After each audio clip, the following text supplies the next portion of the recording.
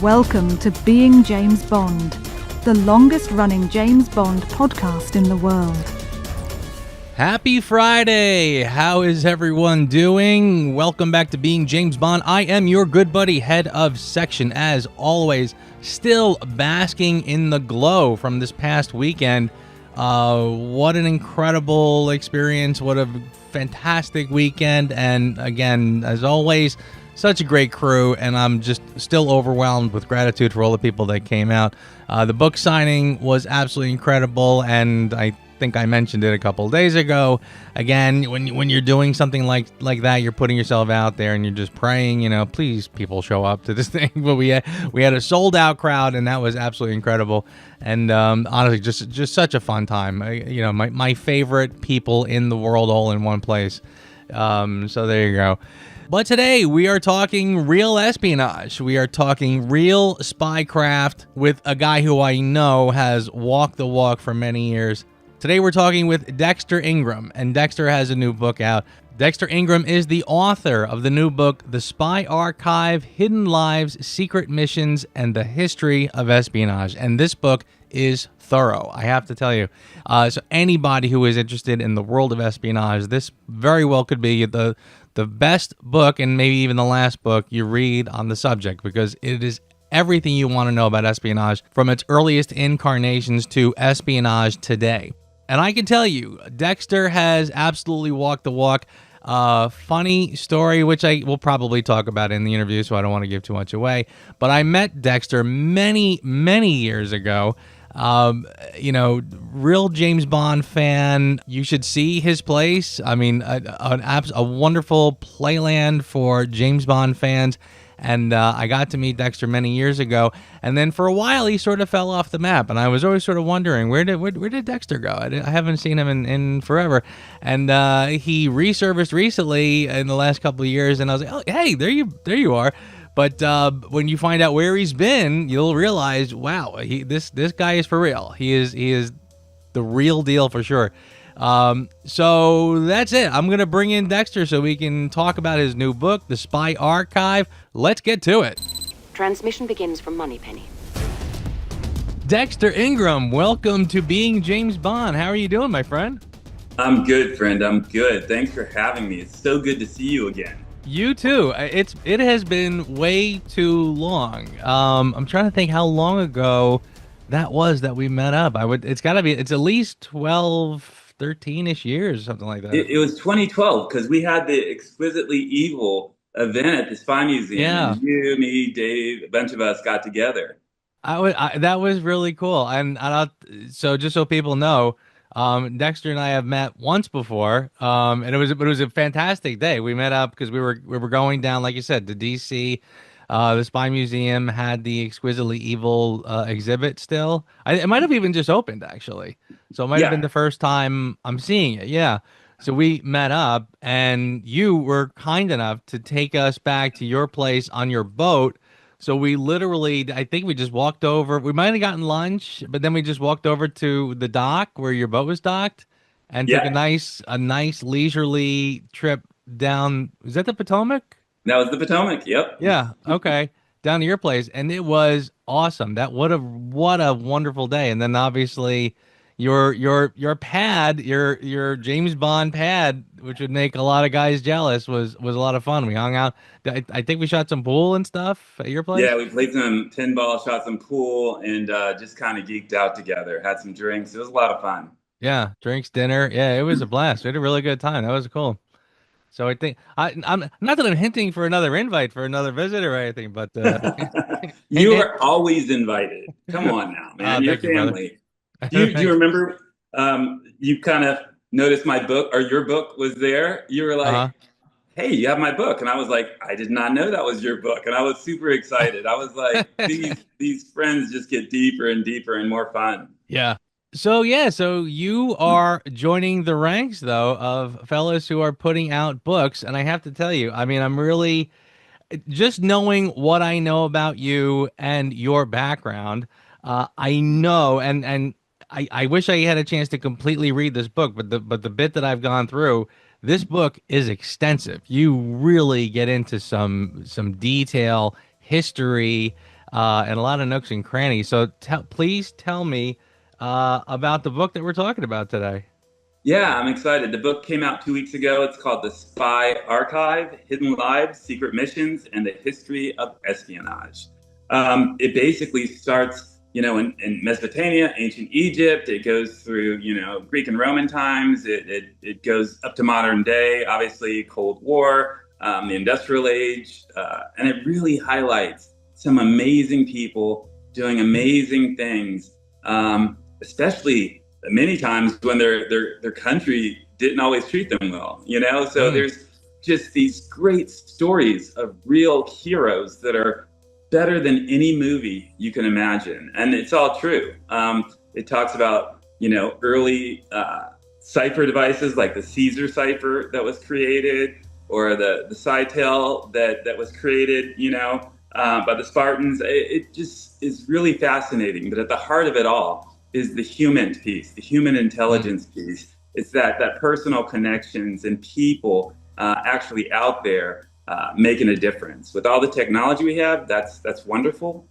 These are great tools, but it comes down to people in the end. And again, honestly, this book really is extensive. I mean, I could see that it goes all the way back to, like you said, Egypt, Mesopotamia, Asia. I mean, this is a complete history of espionage at its core. And honestly, this is so the copy that I currently have is on the Kindle. How many pages is this book? This book is 255 pages. Actually, sorry, I'm probably a little over, about 220 pages. Mm-hmm. And it's fun because a lot of my real life experience kind of fed into it. Like I've been working on it for a couple years, and a year ago I was on I work for the State Department. I'm the director for countering violent extremism. I've led the Defeat ISIS coalition. I've spent 3 years at Interpol running their counterterrorism team. So a lot of it is just kind of this practical lived experience. But I flew to Mongolia. I was in Ulaanbaatar, and the history of Genghis Khan, and what he did, who he was, what he did for the world. And there's good and bad in everybody. I always tell my sons, there's not good guys or bad guys. There's people that do things that are, sometimes good and sometimes bad, and that's all kind of relative as well. But I was out there and I was like, I got to add this to the book because, you have your traditional Machiavelli, you have your Sun Tzu, but to put in something about Genghis Khan and the work that he did and the spycraft, it was special. And as I talk about it right now, I smile because these stories are true stories, and many people don't understand how spying and espionage throughout the history of the world has changed not only political boundaries, but political parties. There's so much behind the scenes that happens that shape the world we're in today that folks are not aware of. No, that's very true. And so you're touching on something that, and I kind of asked you before we started. I said, is there anything I shouldn't mention? But I know that you have an extensive background in espionage and government work. Tell us a little bit about your background and how you kind of came to this. Yeah, I got really lucky. I believe if you connect with people on the human level and you do what you love, typically you do it well, and opportunities present themselves based on that. And I remember seeing Top Gun in the 80s, and graduated high school, and I said, I want to do that. So I joined the Navy, and I got to fly. I got my wings. That was great. But it was, life to me is like this giant buffet, right? I don't want to eat just one thing forever. I want to kind of sample these amazing kind of foods out there that are parts of my career. So I went to a think tank, and I was super fascinated with weapons of mass destruction. This is way before 9/11. Obviously, 9/11 happened, and I got a phone call to come run the terrorism policy for the brand new Homeland Security Committee that was created after 9/11. Loved that. Loved working with the interagency, whether it's the FBI or Secret Service or Coast Guard. It was a blast. I think leadership matters. I had a great boss at the time who was the former director of operations of the CIA. His name was John Gannon, and there was no ego there, and I learned so much from him. You walk into his office, he could have every award in the world, but he had his grandkids' pictures all over the wall and the drawings and stuff like that. And then I got a phone call when the State Department decided to put together a team to stop terrorists from getting weapons of mass destruction. And they said, would you like to be a part of that team? And I said, absolutely. So I got to help build that team out. I was the deputy director there. That was wonderful. I traveled all over the world. When North Korea tested its first nuclear device, Secretary of State said, Dexter, I need you to come up with a plan to stop North Korean nuclear proliferation. And at the time, you're kind of like, this is my job. This is what I do. But looking back on it, you're like, wow, we did that, and I traveled 100,000 miles that year, looked at air, land, and sea routes, worked with all kinds of different intelligence agencies and the national labs, and came up with this plan that I rolled out. And when you change things in the U.S. government, sometimes people are very skeptical, but I understood exactly each role that every major participant had to play, and I made all the jobs easier. So when we rolled it out to a very skeptical U.S. government, they all at the end applauded. They were like, that was really special. After that, I was a counterterrorism fellow at National Defense University, so I got paid to get a second master's degree. And then after that, I got paid to learn a language, so I learned Pashto. Grew my beard out. Pashto is what the Taliban speak. I spent a year in Helmand, Afghanistan, super kinetic. I spend more time in safe houses than I can share. A lot of kinetic activity, IED car bombs, explosions, and just very, very appreciative of that time working with our Afghan partners. That was a very special time for me, and it was very passionate. I could go in the field because I spoke the language and I looked the part. If I have a little hair on my face and I'm dressed, you think I'm Afghan. So I was able to go places and do things that most people weren't, especially most Americans. And that was really powerful. After Afghanistan, I came back and I had a really close relationship with the FBI because when we were trying to stop terrorists from getting weapons of mass destruction, we had this mandate, but we had no money. And I remember the FBI said, Dexter, we have $1 million and we could help with X, Y, and Z. So we became really close partners.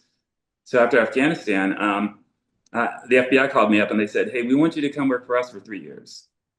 So I got to work with my friends at the FBI and travel the world and do some really neat things there. And then after that, I got a phone call from Interpol and they said, we want you to come work for us for 3 years. And I was like, there's no way that's going to happen. But I had great bosses and great leadership. And I spent 3 years at Interpol traveling with the Secretary General, just working to counter terrorism all across the globe. Once I left Interpol, I led the Defeat ISIS Coalition, which is a coalition of 89 partners, including Interpol and NATO and others.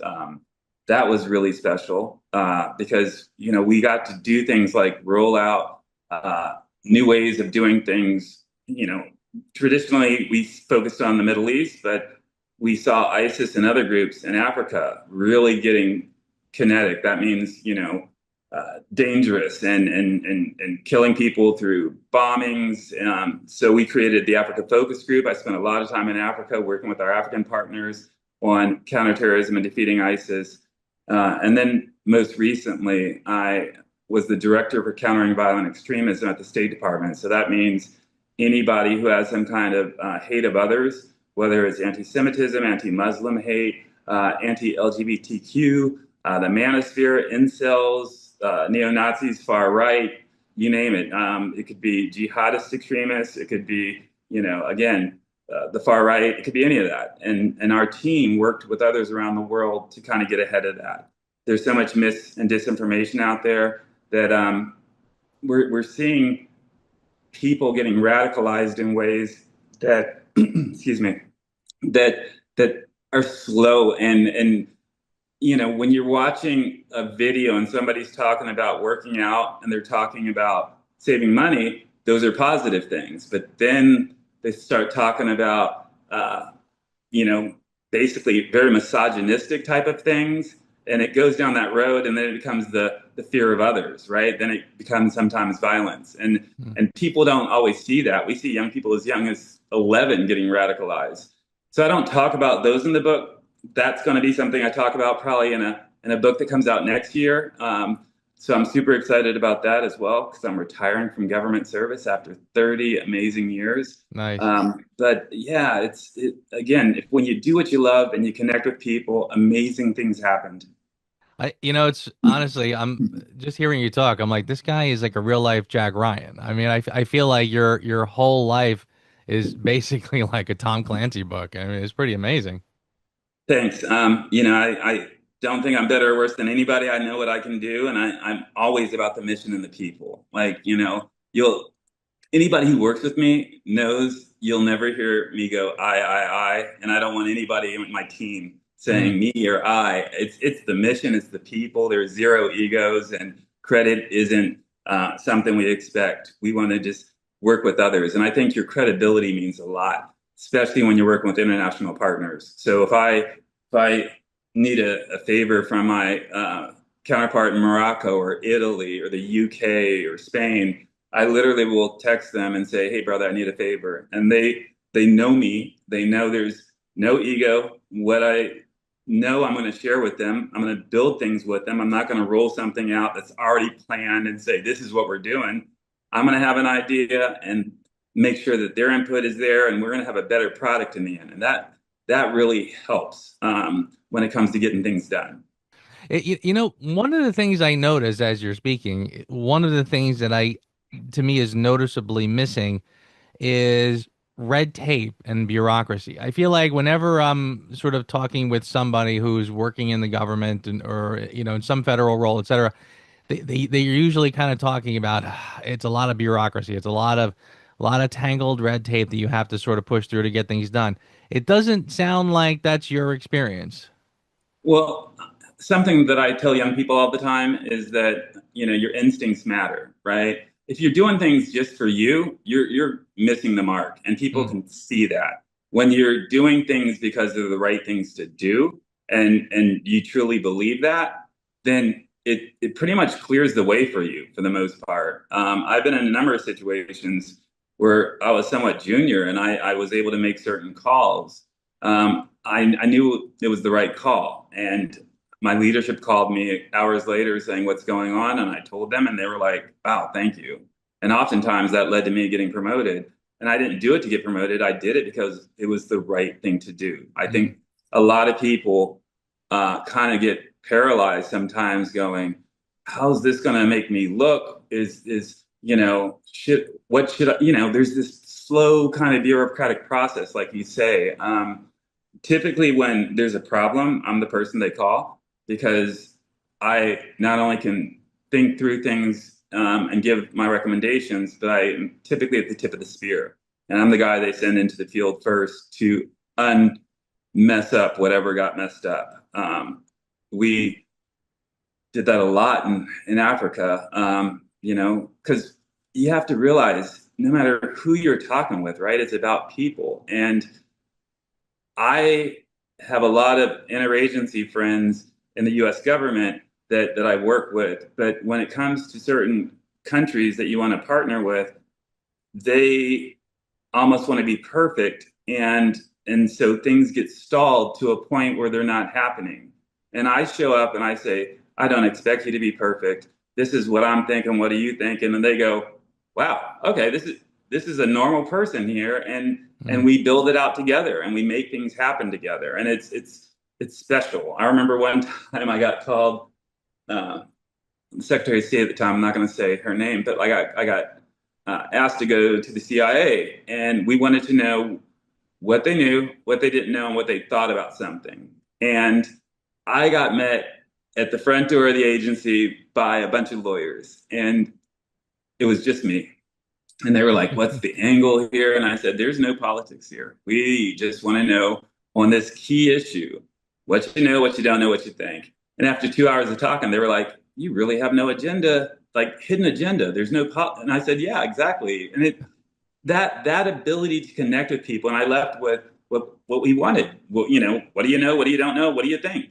Um, that's a unique quality in DC, and it's really served me well. And I try to raise my sons to be able to be at that level as well. It's never about you. It's about the Mm. mission. It's about people. It's about saving lives. It's about saving money. It's about connecting. That's terrific, and I'm very happy to hear that. First off, I'm almost shocked to hear that from again from your dealings in the government. I would almost think you might walk in with these ideals, but by the time you walk out, it's like, oof. But yeah, I mean, I think it's wonderful that you come from a place of just do the right thing and stick to doing the right thing, and then the right things will happen. Because it's something I kind of say in my daily life, but I know people in real life situations that's difficult sometimes. So that's terrific. Yeah, thanks. But it's important also. I remember when I first came to DC, and there's so many people that are like, what do you do? And that was basically them saying, what can you do for me? Mm. Right. And you can see through that pretty easy. And I made sure that those were folks that I just didn't really associate myself with. They're the folks that just wanted to connect.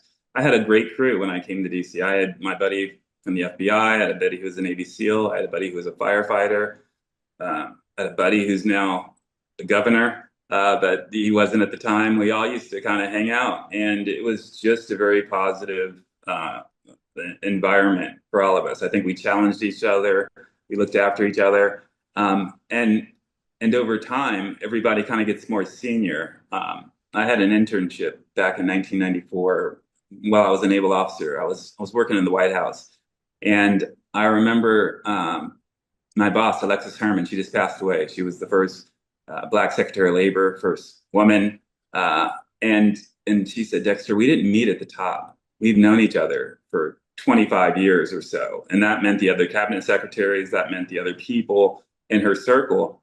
And I took that to heart. And I look around at my friends now, and they're doing amazing things.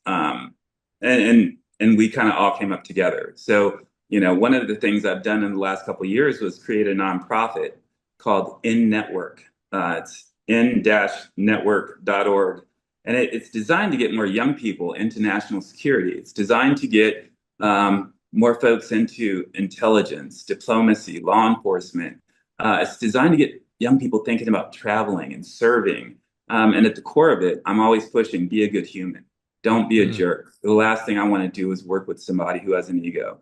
And it's been 2 years almost. We founded it. Yeah, it'll be 2 years in September, and it's blown up. We have so many young people involved. We're talking at different high schools. People are seeing me and others, my friends, and they realize that they're not different than us, and they can do the same things. I tell them, I said, you guys are probably all better high school students than me. Or I go to different colleges and I tell a bunch of war stories and diplomatic stories, and they go, that's crazy, but that's cool. And you're here and we can touch you and talk to you and you can mentor us. And that to me is giving back. That's what life's about. So all the proceeds for the book, The Spy Archive, go to that nonprofit In Network. So I'm super excited about it. It's being sold in the Spy Museum. It'll be I at was going Barnes to and ask you if Noble. you, yeah, okay. Yeah, I just dropped off crates of books last night. It was really fun because Spy Museum's social media folks were out there filming me and my team, pulling up, dropping off the books. And we have a book signing coming up with my dear friend, John Mendez, who was the former chief of disguise for the CIA. That's going to be September 6th at the Spy Museum. So really, really excited for that. I have an upcoming reading and signing at George Mason University. So Nice. it's been a blast. That is really cool. Yeah, and I kind of immediately went to, oh, you should sell this book in the Spy Museum. It'd be perfect. So yeah, that's great. Tell me something that you found surprising. It could be like micro or macro. It could be like just the whole espionage thing, getting into this world. What shocked you the most, or maybe it's a story about just something that didn't go the way you thought. The thing that shocked me the most, and I'm going to kind of bounce back a little bit. So, at the core value of who I am, there's no "I told you so." There's no holding grudges. There's none of that. People make mistakes, and you move on, right? And looking at the book, there's so many people and groups of people that could easily have said, I am being treated really badly. I'm not into this. I'm not going to do this. And that could be a slave like Harriet Tubman or James Lafayette. That could be the code talkers who were Native American Marines during World War II. That could be Alan Turing, who was a gay man during World War II, who figured out the key to solving the Enigma machine.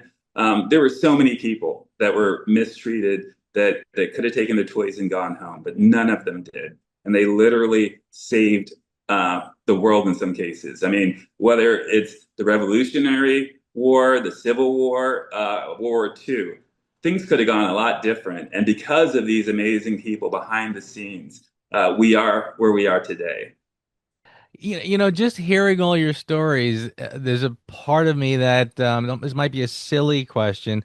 Do you ever think about doing fiction? Because you have all of the background knowledge, and I feel like a lot of these could be finessed into some pretty wild fiction stories.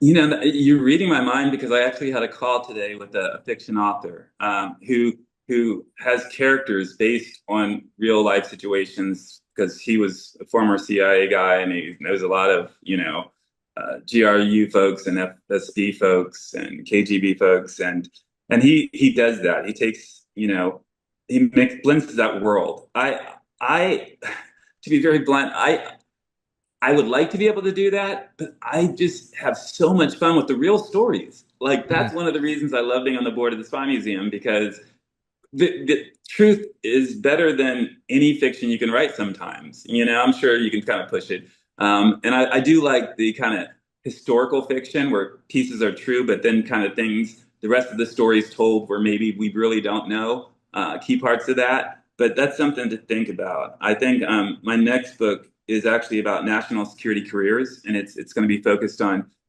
kind of unmystifying the process to do the things that me and my friends have been able to do. And the one after that, I think, is going to be the war on truth because truth matters, and there's so much mis and disinformation out there.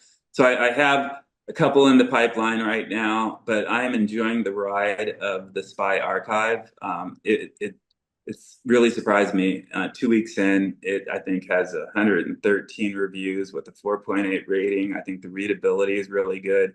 It's #1 on Amazon new releases for espionage. Excellent. And yeah, it's all the money goes to charity. So if you can go out there and support in any way, that would really mean a difference. Absolutely. And incidentally, I love the cover. The cover design is really cool.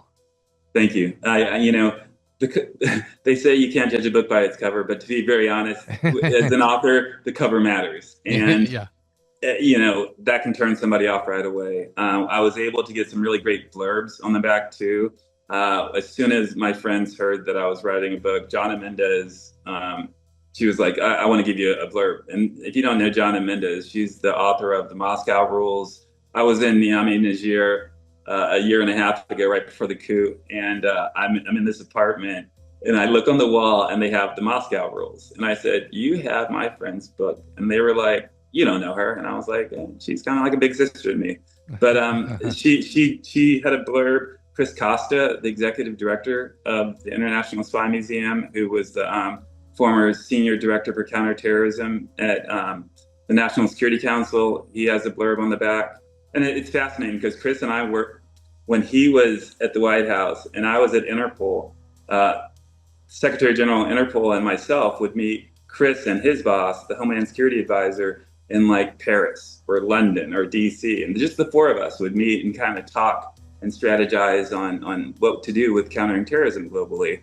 And that was super special. But when we met years ago, I never knew he was going to run the Spy Museum. And he never knew that I collected spy gadgets. I've been collecting CIA and KGB and Stasi and French resistant gadgets for almost 30 years. And I have a pretty extensive collection.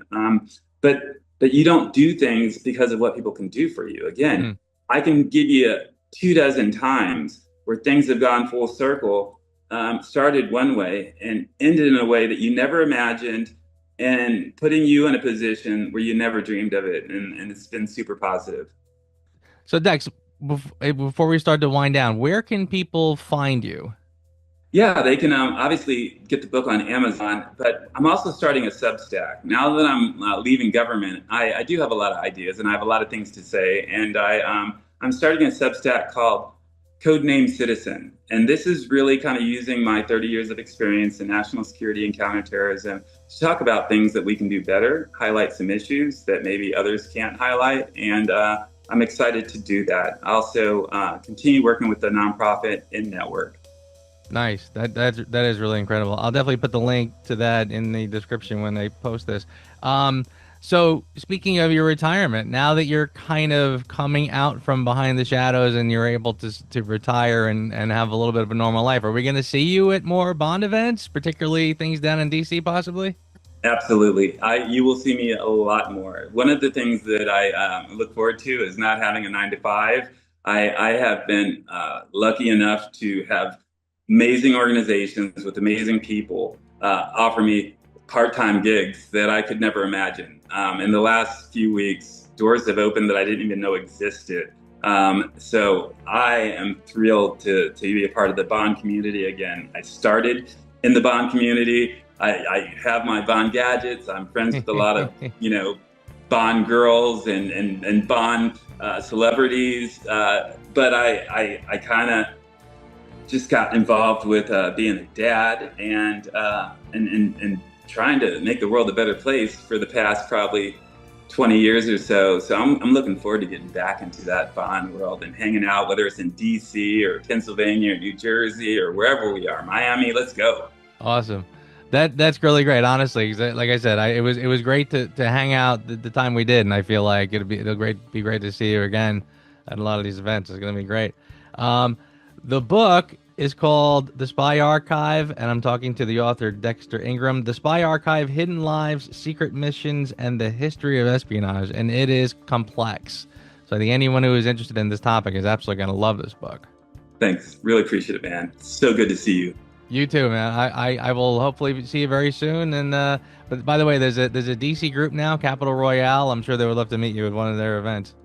I know Christian, and I did the Spy-Fi Guys podcast a while ago, and I met a young lady recently who's a part of it as well, because we had an event with the Spy Museum at the Hotel Monaco, and I got to plug my book. And surprisingly, that was my last day in the office of Countering Violent Extremism as well. So it was a nice cap to the end of the day. That's great. That's so awesome. Dex, man, it was great to catch up, man. It was so great to see you. Best to you and the family. And I will be seeing you soon, brother. Absolutely. Thanks, brother. And congratulations on all your success. So well deserved.